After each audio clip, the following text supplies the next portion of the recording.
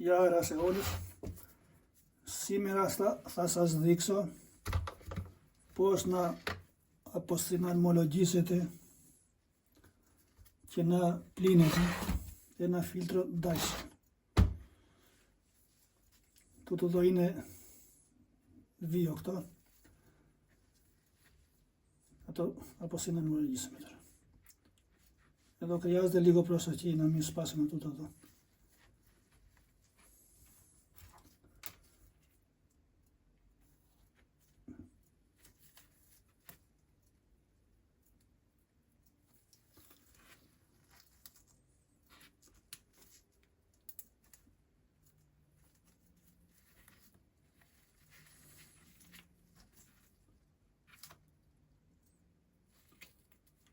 Το φίλτρο είναι πολύ βρώμικο μέσα.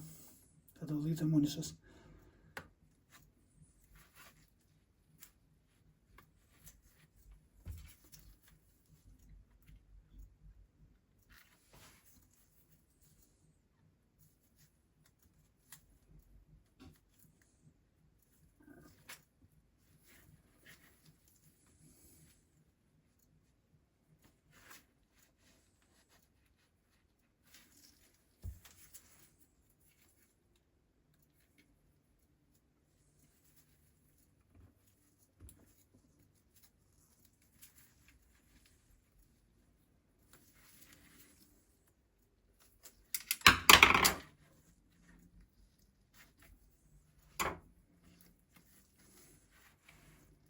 Και το τραβάμε εδώ σιγά σιγά.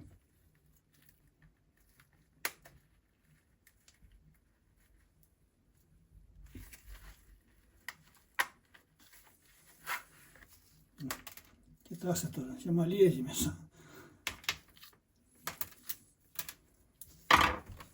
Κοιτάξτε μέσα πως είναι.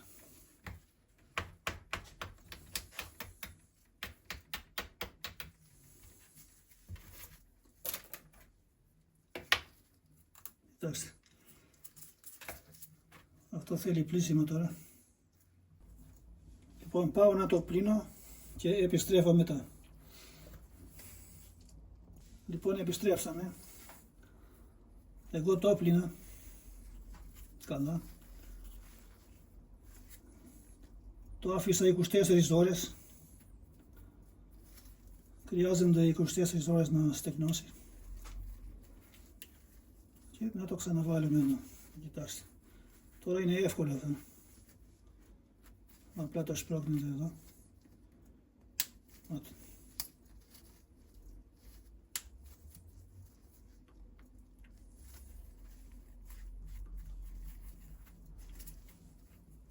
Και το ξαναβάλουμε εδώ. Λοιπόν, αυτό είναι το βίντεο. Σας ευχαριστώ πάρα πολύ που με παρακολουθήσατε. Γεια χαρά σε όλους.